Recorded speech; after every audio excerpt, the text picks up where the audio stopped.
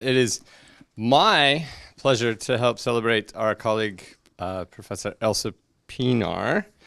Dr. Pienaar received her PhD at the University of Nebraska-Lincoln in biomedical engineering, in chemical engineering.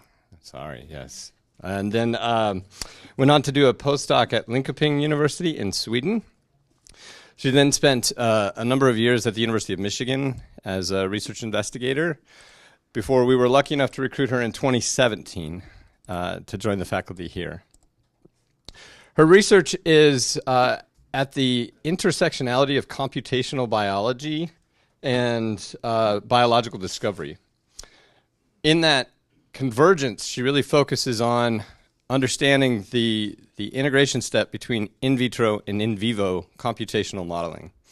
So personally, as someone who's married to a lab animal veterinarian who works for the largest contract research organization in the world, I know for sure that running preclinical studies is not the future. In fact, in vitro studies and really in silico studies, computational models are the future of getting drugs, getting devices to clinical cases. So this is extremely important work in trying to justify doing computational modeling and only computational modeling before they're approved for human use.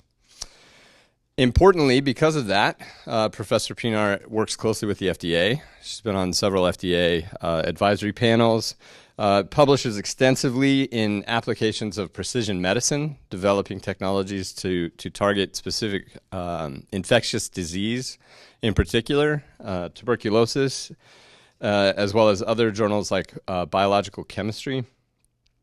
She's been highly recognized. She was recognized with the NSF Career Award in 2022, an achievement that I never managed to achieve, so I'm a little jealous. She's been well funded over time, especially through a diversity of funding sources, which very recently is extremely important for some of us to realize how to diversify our support. And I think really importantly, she's a champion of extending opportunities. She has been pivotal in helping graduate students through developing grad peer mentoring networks in our school, trying to make sure that mentoring networks are so important. Relying on one mentor is never the right solution. So trying to help students engage through peer mentoring and otherwise has been a skill that we've benefited as a school dramatically from. I'll also say from a personal statement, I'm really lucky that she's very skilled in service and administration as well. She serves on our leadership team as the director of undergraduate programs. For us, as with electrical and computer engineering, that's actually a very big task right now with Indianapolis coming online. So trying to make sure that we are excellent at scale at the start in Indianapolis, and that's one of the things that Professor Pienaar is really helping us with. So with that, with all of her excellence in these different dimensions, it's no surprise to help celebrate here today, and I'll let Professor Pienaar take over.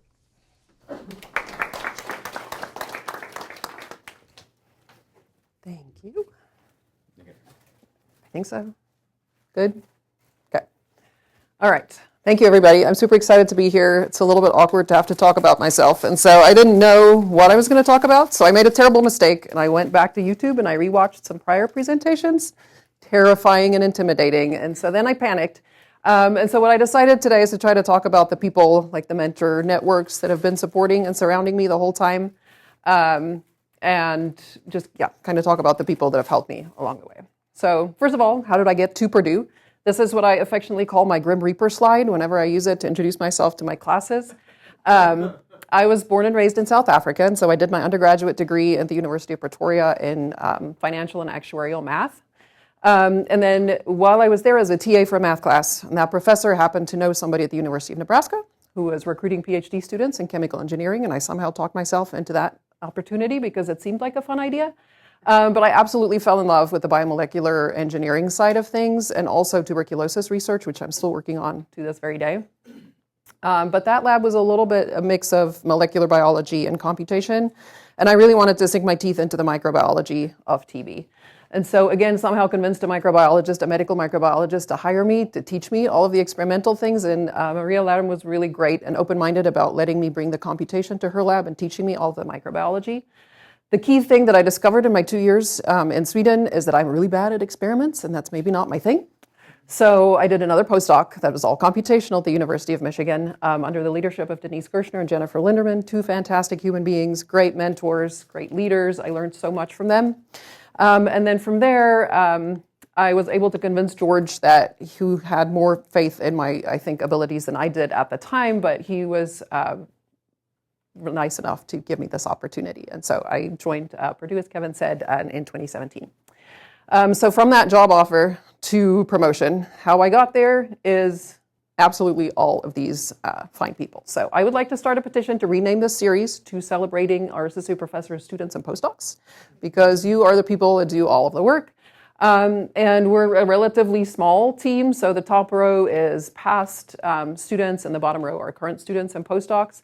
And I'm so incredibly thankful. Trevor's our only representative here today, but I'm so incredibly thankful for all of their hard work. They're just very talented, very capable students and very creative, and just always willing to say yes when I put more side projects on them because it sounds exciting and we want to do it. So I'm very, very grateful for all of your hard work.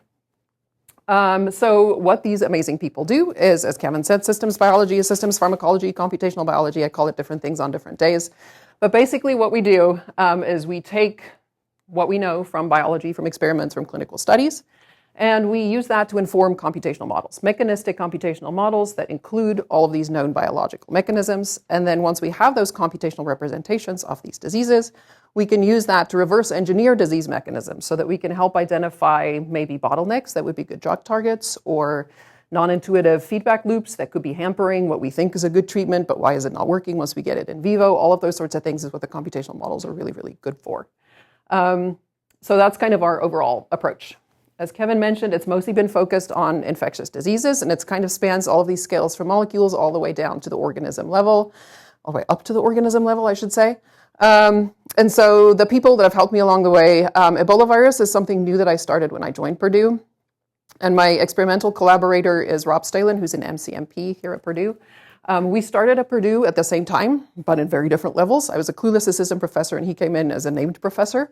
But we started at the same time, and so we ended up in a rapid-fire presentation, just get to know your fellow new people at Purdue kind of presentation. And he presented all this amazing data, and he's measuring all of these things at the molecular level. And so, of course, my brain is thinking, this is something that begs modeling.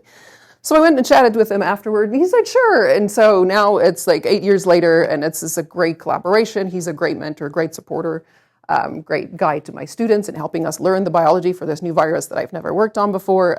And as Kevin mentioned, this turned into the NSF Career Award. So that's been a lot of fun. And then tuberculosis. This kind of lives more at the cell and tissue level. What we're doing here is we're trying to build the virtual versions of in vitro assays. So our collaborators here that are shown on the right there, they have in vitro systems, but they're complex multi-cell type culture systems that have complex three-dimensional structures. And so those in vitro systems are great because it gets us a little bit closer to the preclinical stuff. But that complexity also makes them hard to analyze and interpret and design. And so that's where the computational parts come in. So we've been working with Dr. Larry Schlesinger. I've known him since I was a postdoc. And even after he moved to the Texas Biomedical Research Institute, where he's the president and CEO, he's been incredibly accessible and responsive and just super helpful with sharing his team's data and his own time. And again, just a great mentor for leadership and career development and research all around.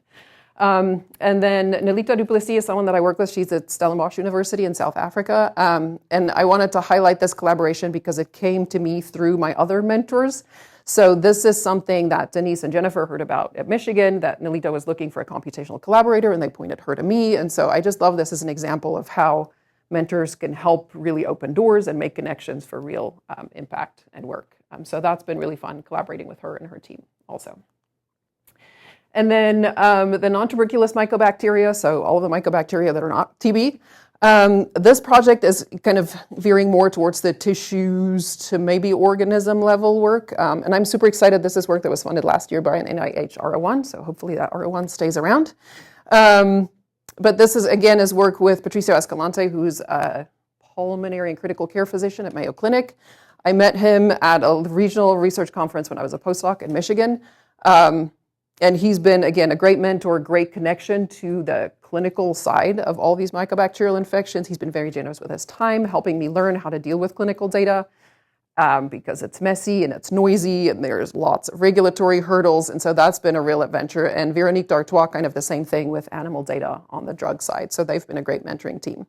So I'm super excited for this because we're simulating the infections in the lung.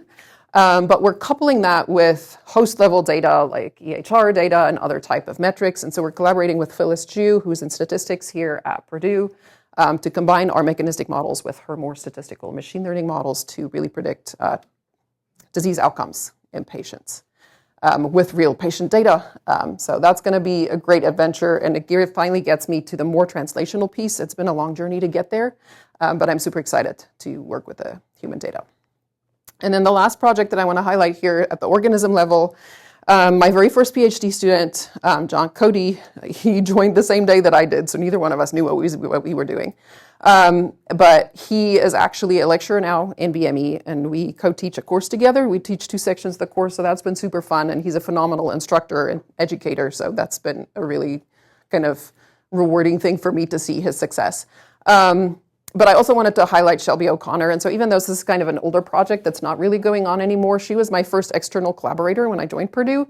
And she was just so supportive in terms of helping me figure out grant proposal phrasing and strategies and professional development and keeping your head on straight when the job gets overwhelming. So I just wanted to thank her also.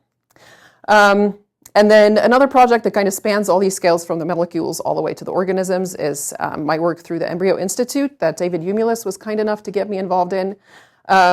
This is something that I've had to learn plant biology for, which has been a new adventure, so a new application space, but it's still kind of infectious diseases because it's plant immune responses, so I'm clinging to my infectious disease thing.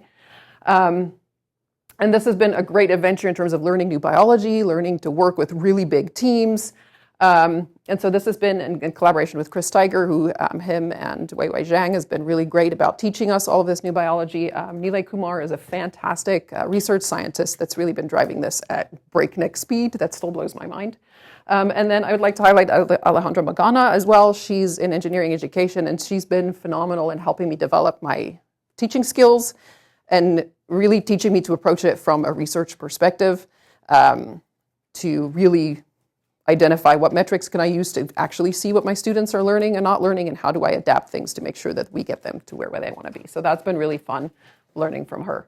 But there's a ton more people in embryo, so I couldn't list everybody here. It's just been really fun working with all of them. And then I wanted to talk a little bit about what's next. I am trying to diversify my application spaces and hopefully in the process re-diversify my funding sources. So I'm working with, I forgot to put their names on here, Yunji Tong and Vitaly Reyes, to take these computational approaches and apply it to Alzheimer's disease together with their imaging and fluid dynamic simulations. So that's been a really fun collaboration with people that I've known for a long time, and now we get to work together. And then I'm also working with Leo Green and Luis Solorio, taking our in vitro simulations and shifting it over to even more complex in vitro systems, so organs on a chip, that we will hopefully get to infect and then use those as preclinical models to test drugs and other interventions. And then just kind of broadly, all of my research is kind of moving towards building these digital twins or partners or siblings or whatever I'm allowed to call them. For both the humans on the patient side, we're trying to build those models that actually represent those individual humans so that we can use those simulations between their physician visits to inform their treatment updates. And then also twins for these in vitro systems so that we can run through those more quickly to identify like, what's the smallest set of experiments that we can do to maximize what we're going to learn from them. And then there's a bunch of other things that are brewing with cool people. And I love the comment earlier about this job. Seems like it shouldn't be a real job. It really is the best job. And I love it so much because I get to talk to all of these smart people about really fun things and just try to come up with creative solutions to cool problems. And so finally, I would also like to celebrate my colleagues and mentors. I'm sure I forgot people. I started putting people on here and then realized that I was just copying and pasting the whole Purdue's website, so I got discouraged. But just phenomenal people. It's been really a great environment in BME and at Purdue in general. Everything I've ever needed, the answer has always been yes. How can we help you get there? And so a few people that I want to shout out, Tammy Kinzer-Ursum really was. She kind of held my hand through the whole recruitment process. Her and I share an academic lineage. She was a PhD student in the lab where I was a postdoc. Let's see, who else? My study abroad partners, Craig, who helped me figure out the study abroad. But so there's all of those research and kind of professional things, but there's also Jackie and my kids go trick-or-treating together every year, so that's super fun. And Yoonji is a great running buddy, and he has the best attitude about everything, so whenever I get overwhelmed, I go have a coffee with him, and then everything seems like it's fine again. Yeah, I'm not going to be able to mention everybody, but just a fantastic group of people, and I'm super, super thankful. And then, of course, my kids wouldn't let me put their picture on here, but all of my boys are the best guys, and they help me keep me sane and help me keep things in perspective. And I'm so happy to be here and very thankful for all the opportunities that I've had. Thanks.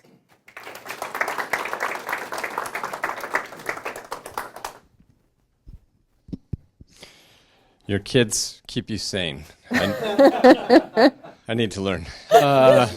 Questions for Professor Pienaar?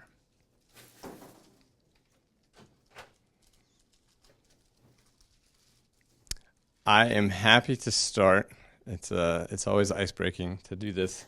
One of the things that I think I forgot to mention, we're supposed to talk about fun, like life job things, but significance of what you do, I think, is I undersold it, and I don't know if it comes out as much. But if we think about how much it costs to get a drug to market or to get a device to market, how long it takes. So maybe you could comment briefly, if Elsje rules the world, how fast could we go from molecule to therapy? Could I ask that question a different way? One of the challenges for Alzheimer, and I used to work at Eli Lilly, it's one of the few companies that put a lot of money into Alzheimer's research. But problem with innovation and entrepreneurial companies is that if you've invented new platforms or new technologies and you look at various therapeutic areas, Alzheimer's, because the endpoint is so long, even if your original ideas are correct, you may run out of money before you can prove it. At the other end of the spectrum, you have cancer where the endpoint is very quick. So more entrepreneurial dollars flow into cancer and certain therapeutic areas, and the least amount flow into Alzheimer's. So given that, what's the role for federal government funding and universities and academia and so on to, obviously because it's a tremendous unmet need?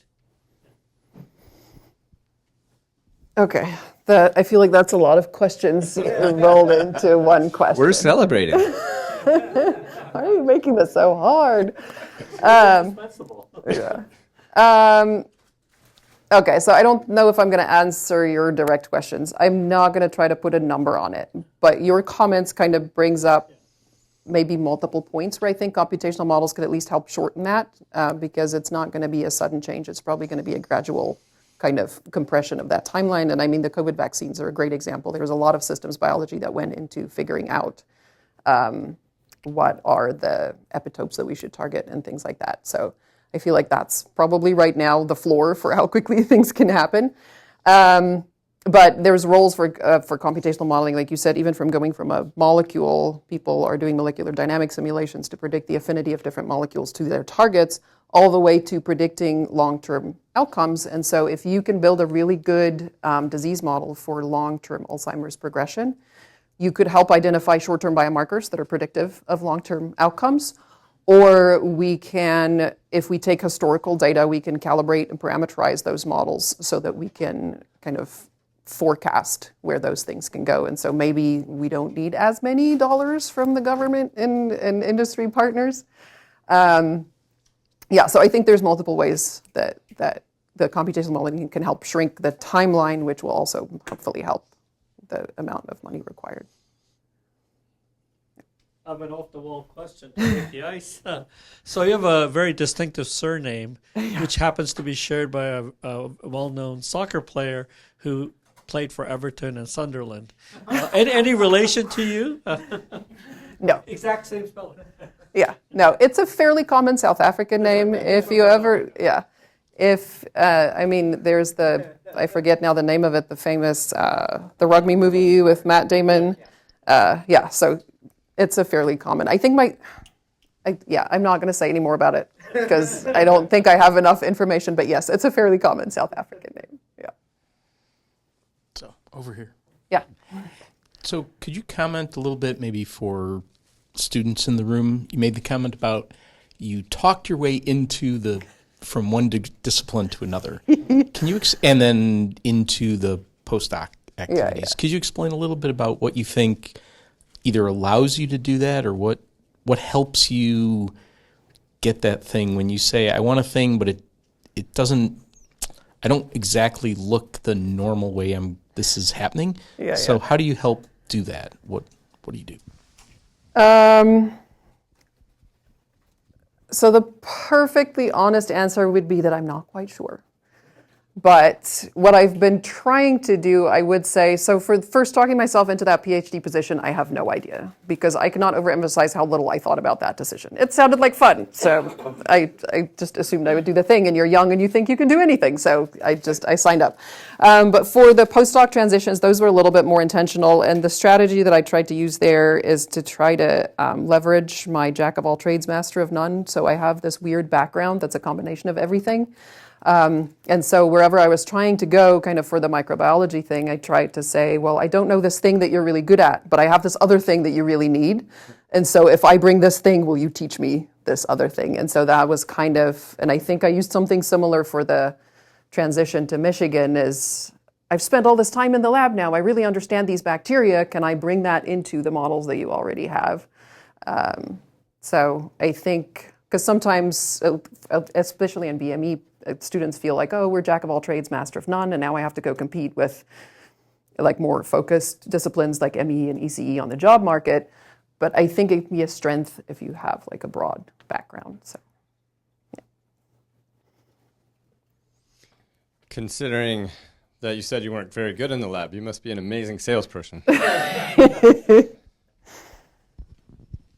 So I'll start by confessing that my area of research is nowhere near as important as trying to target Alzheimer's and tuberculosis and stuff like that. But my area of research does do a lot of, well, we're going to study this thing in simulation. Mm-hmm. We're going to build a model of something and study it there.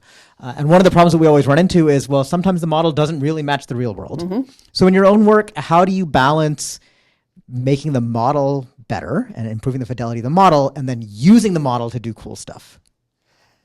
Yes, that is the eternal question. And when I was a postdoc, one of the grad students in the lab was working on calibrating his model. And he was showing, like the typical, here's the experimental graph and here's my model graph and the error bars. And he was so frustrated. And he said, what is the point where I should be happy?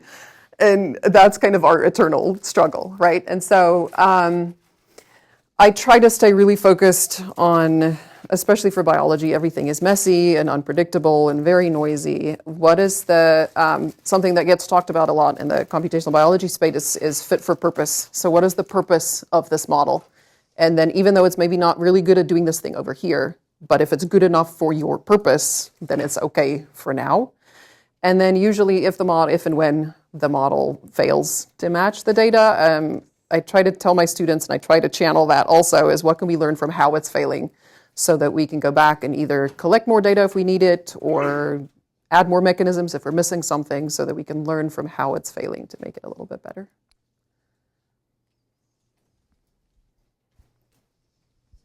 Great job, Elsje. Really impressive work. Your impact is immense, and the students you work with are all fantastic. I actually had a question thinking not just about training, but now that you've gone through the promotion and tenure process, do you have any words of wisdom for assistant professors that are just starting off? Yes. Lots of thoughts and lots of feelings. First of all, faculty success program. Sign up for it, do it. It will change your life and save your sanity. Honestly, all the advice that I would give is in that program. I'm an obsessive data collector. I track what I spend my time on during the day so that I can keep track of how much time goes into doing undergraduate program things versus how much time am I spending on teaching. So I think taking a scientific approach to how you do your job is helpful. Because then you can say, okay, well, I'm going to do this experiment. I'm going to try to schedule my week this way. And then at the end of the week, I'm going to analyze my data and I'm going to see how it went and then figure out what didn't work. And so making sure that you pause and kind of step back and say, what am I doing? How am I working? And what can I change? Because you have so many things coming at you all the time that it's easy to let this job that we all love creep into every minute of your day.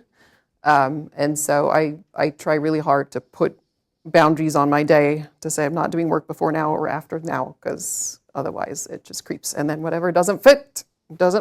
Maybe it can go to next week, or if it's not important, then it's not going to get done. So, yeah. Fantastic. The learning through failure and then doing all that data collection. You see why she's good at administration. Hi, I'm curious, in your experience, how consequential has modeling been in solving problems? So just in my kind of infectious disease area, models they've been very instrumental in identifying key mechanisms in how, so if we just talk about tuberculosis, for example, how the structure of the site of infection impacts outcomes. So identifying the roles of mechanisms that maybe has been measured in the peripheral blood compartment, really understanding how they affect the site of infection. Models are also everywhere in the pharma industry in terms of quantitative systems pharmacology, predicting what the disease progression is going to be, along with the different drug dynamics. Models are used all the time in designing drug delivery formulations. So what should the release rates be, and how does that affect how much gets into the target site? So I feel like there's impacts kind of spread all over the place. I don't know if that's answering your question.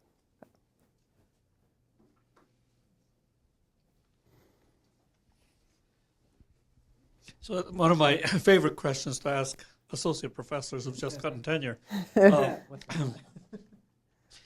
We live in a metrics-obsessed world, and when you get a grant, one of the things you worry about is, okay, can I get enough respectable results so that the grant can be renewed and I pass peer review and so on and so forth. Yeah. But if a nonconformist, totally crazy philanthropist showed up at your door and said, I'm going to give you $1 million if you can convince me that you've got some amazing ideas, and you do your best, and a few years later, if it's completely failed because it was such a high risk, unknown, that's fine. There's no accountability for failure either. What would you do with $1 million?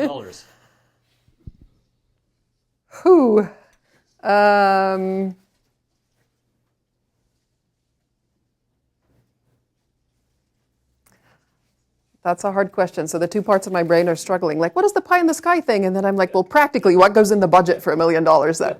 Yeah. With the cost of inflation, it's probably about $10 million question. Because you need $10 million. Yeah. It's a big philanthropist. What's the overhead? There is a question about overhead. 15%. Yeah, it's private foundation money, 15.